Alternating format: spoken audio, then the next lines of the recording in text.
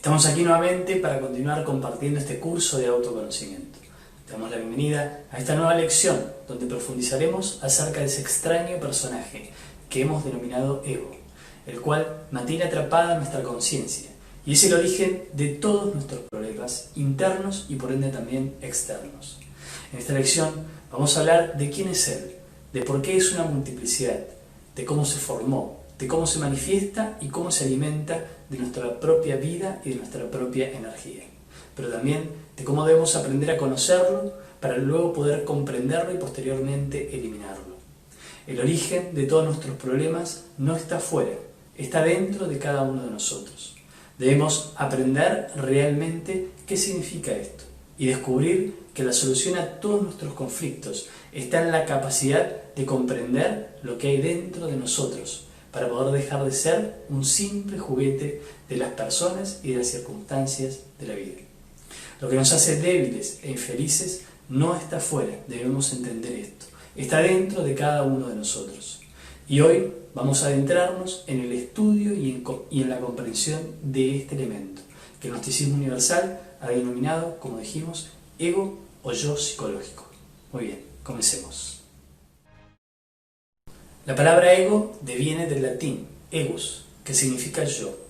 El ego no es uno, como dijimos, sino muchos, y está constituido por el conjunto de todos nuestros defectos psicológicos que viven en nuestro mundo interior.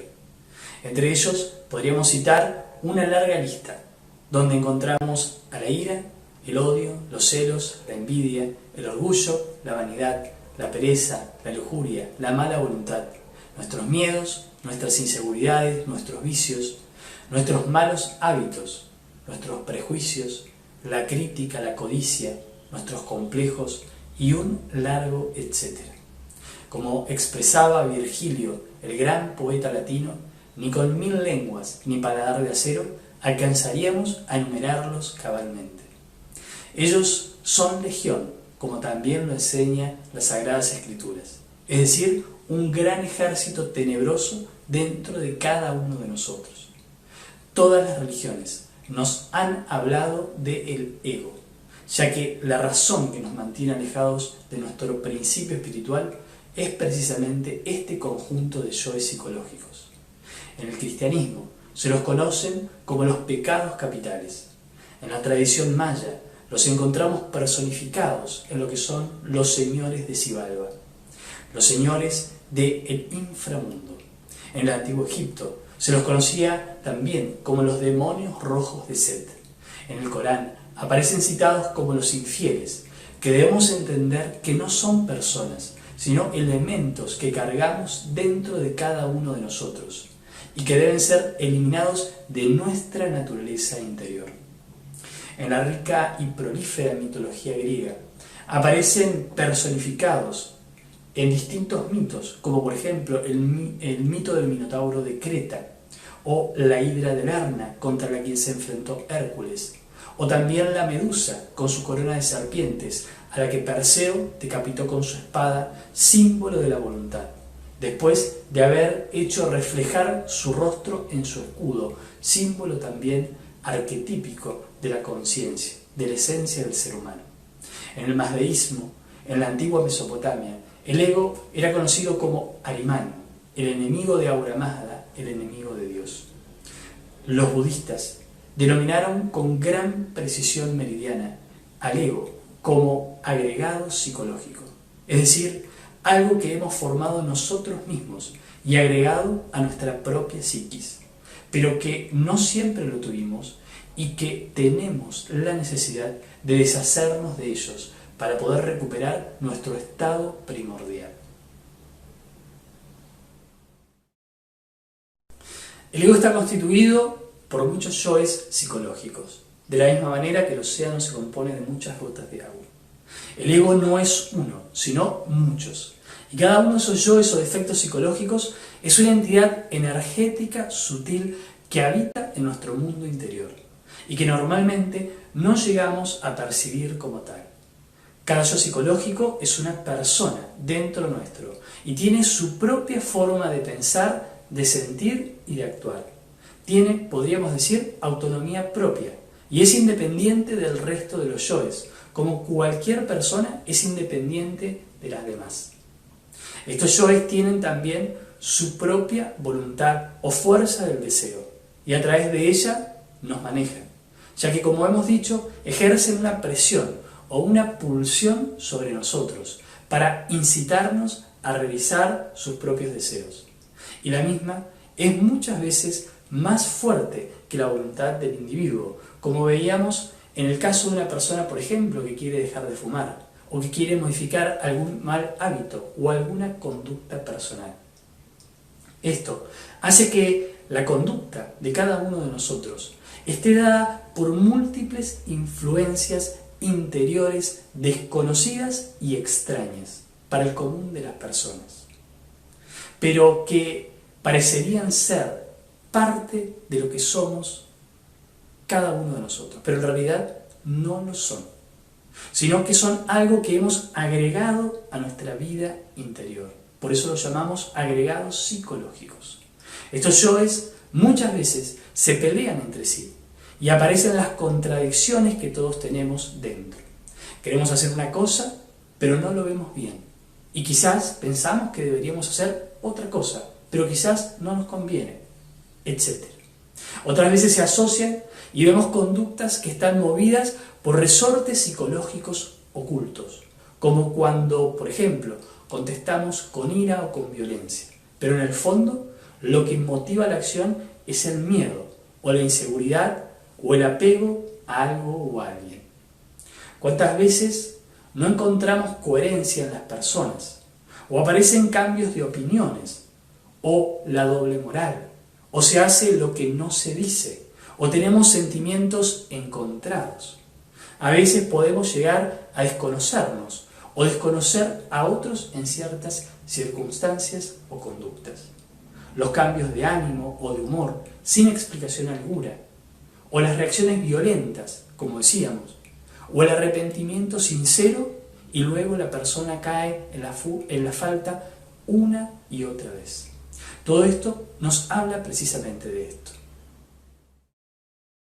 Pero, si somos una multiplicidad psicológica, ¿por qué no nos damos cuenta de esto? Y en lugar de eso tenemos la sensación de que somos siempre la misma persona. Bueno, aquí debemos reflexionar y analizar cuidadosamente el hecho de que son varios los factores que contribuyen a esta sensación de individualidad. La primera y principal, podemos decir que está dada por el simple hecho de que tenemos un solo cuerpo físico y nos vemos al espejo físicamente como una sola persona. En segundo lugar, estamos acostumbrados a las mismas sensaciones físicas que este cuerpo nos hace experimentar. Es decir, es el mismo cuerpo que nos hace experimentar el placer, el dolor, el frío, el calor, etc. En tercer lugar, la persona se oye llamar siempre con el mismo nombre, lo cual contribuye a esta idea o a esta percepción de individualidad, que en el fondo, como decíamos, no es real en términos psicológicos. En cuarto lugar, podríamos decir que está el hecho de que tenemos también una memoria que nos permite recordar todos nuestros actos, indistintamente de qué ego los haya llevado a cabo. Y finalmente, también podríamos decir cierto rasgo psicológico y un número de hábitos mecánicos implantados por la educación desde pequeños o adquiridos por la imitación, que son característicos y que conforman una especie de particularidad en esa persona. Todo esto contribuye a la sensación de que somos uno o que somos siempre la misma persona. Pero en la medida que avancemos con la autoobservación psicológica, comenzaremos a percibir por nosotros mismos la realidad de que dentro de cada uno de nosotros conviven distintas entidades sutiles, distintas personas psicológicas, que tienen sus propios deseos, su propia forma de pensar y de sentir, y que no es lo que realmente somos, sino que son elementos que hemos formado en esta o en vidas anteriores, y que son el resultado de nuestras formas equivocadas de vivir. El gnosticismo universal nos enseña que el yo psicológico, como todo lo que existe en este universo, es un trío de materia, energía y conciencia. Todo, un átomo, un hombre, un sol, una galaxia, etc., están hechos de estos tres elementos: materia, energía y conciencia. Y el ego, en ese sentido, no es una excepción. ¿Cómo se forma un yo? Pues muy sencillo. Por ejemplo, un hombre ve a una dama por la cual siente cualquier admiración, quizás por sus virtudes, por su forma de ser, porque nos cae bien, etc. Esa admiración que siente por ella significa conciencia que ya le depositó. La persona, a través de la mente, emite pensamientos hacia esa dama, los cuales pueden estar llenos de sinceridad y de buenas intenciones. Pero en ese momento ya se está formando un nuevo yo. Por último, empieza a sentir atracción, deseo, pasión, indicándonos que ese ego ya se ha formado. Otro ejemplo podría ser el de una persona que tiene una situación desagradable con un vecino, o con su jefe, o con un compañero de trabajo. Frente a esa situación, la persona quizás no reacciona, la deja pasar, quizás se sorprende, etc. Pero luego, a través de la mente, comienza a emitir pensamientos hacia esa persona. Empieza a pensar en lo mal que estuvo quizás esa persona, en que fue desconsiderada con nosotros, en que fue irrespetuosa. Allí nuevamente se está formando un nuevo yo. Por último, empieza a sentir rechazo, resentimiento, desconfianza, ira hacia esa persona, indicándonos con esto que ese ego o que un nuevo ego ya se ha formado. De la misma forma, nace un ego de codicia, un ego de envidia, de amor propio, etc. Los yoes psicológicos deben manifestarse en el ser humano para poder alimentarse y así subsistir. Ellos se manifiestan mediante los pensamientos, las emociones, los instintos, las pasiones, nuestros actos, es decir, a través de los distintos centros psicofisiológicos de la máquina humana, los cuales conoceremos mejor en una próxima lección. Pero pongamos un ejemplo. Una persona que tiene un problema de celos con su pareja comienza a pensar en toda clase de cosas. Se imagina situaciones, traiciones, escenas de infidelidad, etc. Eso no es más que un yo de los celos que proyecta en la mente de la persona toda clase de pensamientos para que esa persona se identifique con ellos y comience a alimentar mediante su energía mental a ese agregado psicológico. El resultado de esto es que el ego se hace más fuerte y tiene cada vez más fuerza para dominar a esa persona.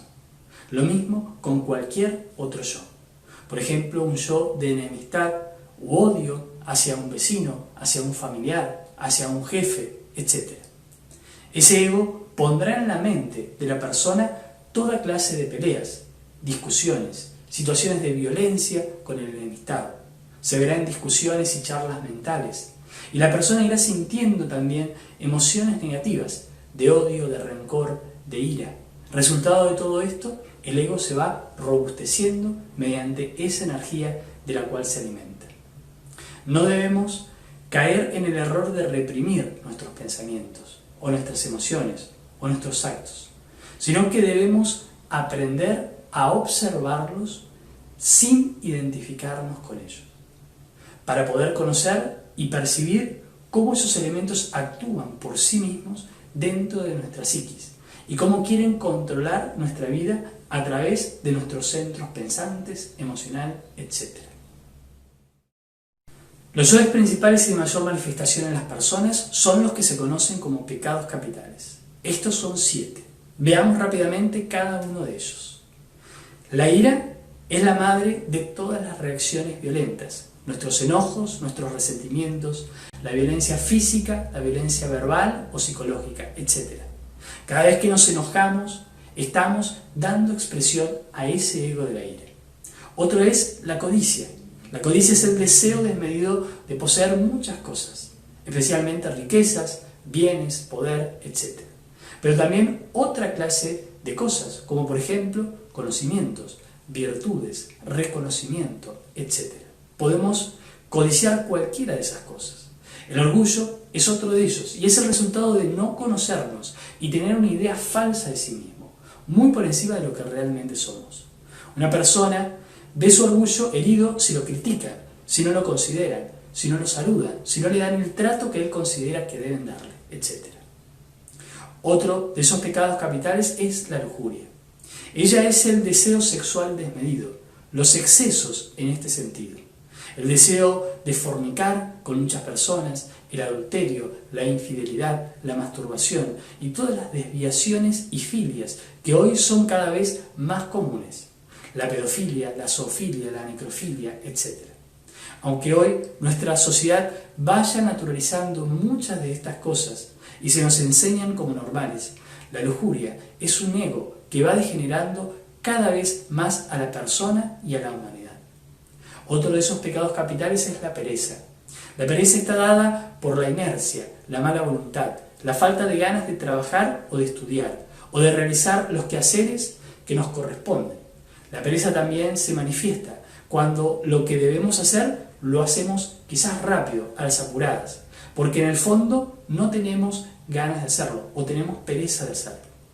La envidia es otro de ellos y es el malestar que provoca no tener lo que otros tienen y sufrir por eso y enojarse quizás con los demás, pensando quizás que otros no se lo merecen y que uno sí, sin comprender que cada quien tiene lo que se merece por sus propios méritos internos y por una ley cósmica que se llama karma. Podemos envidiar cualquier cosa, algo material, o una buena esposa, o una buena casa, o la belleza, o las virtudes de una persona, etc. Otro es la gula. La gula es el apetito desmedido de comer y de beber. En la gula se expresan yoes que nos hacen querer comer ciertas cosas y otras no, o excedernos en las comidas comiendo solo por deseo y no por hambre. La gula también se manifiesta de otras formas, como por ejemplo en la compra de cosas que no necesitamos o en la acumulación de esas cosas, etc. Bien, debemos continuar con las prácticas dadas, observador observado, clave de sol y recuerdo de sí. La práctica de observador observado nos va permitiendo observar esos agregados psicológicos que se manifiestan en nuestra forma de pensar, sentir y actuar. Mientras no nos autoobservemos, viviremos en la ilusión de que somos uno y en consecuencia nuestra vida será equivocada. Es importante que logremos separarnos del ego para poder observarlo tal cual es, sin creer que somos nosotros. Debemos vernos tal cual somos. Debemos observar esos elementos que se manifiestan dentro de sí y no verlos como que somos nosotros, sino como lo que son, elementos agregados a nuestra psiquis, que intentan dominar nuestra vida, nuestra voluntad y nuestra energía. Pero también debemos trabajar, como decíamos, con la clave de sol. La clave de sol nos ayuda a estar aquí y ahora, sin divagaciones mentales, concentrados en nosotros mismos, sintiéndonos a nosotros mismos, conscientes de lo que estamos haciendo y del lugar donde estamos. Recordemos la importancia de estar recordándonos a sí mismos, ya que cuando nos olvidamos de sí mismos, nos identificamos fácilmente con cualquier cosa y como resultado de eso caemos, como decíamos, en el sueño de la conciencia. Claro que no es sencillo estar en todo momento en recuerdo de sí, o en clave de sol o autoobservándonos. Pero es importante practicar y cada vez hacerlo más para ir haciendo el hábito de estar en uso de nuestra conciencia y de nuestros sentidos. Y que eso se vaya volviendo un estado natural en nosotros, cada vez más natural.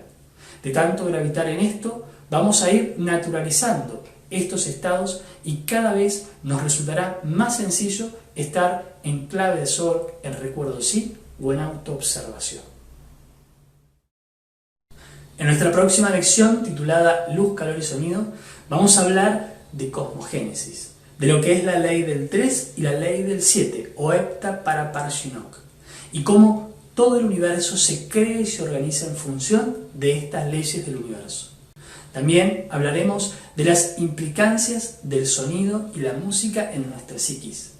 Hablaremos de qué son los chakras, dónde se encuentran, qué características tienen y cómo podemos trabajar con ellos mediante prácticas específicas para ponerlos en actividad y nutrirnos de esas fuerzas especiales que ellos nos permiten asimilar, para ir procesando el despertar de nuestra conciencia. Así que te esperamos en nuestra próxima lección.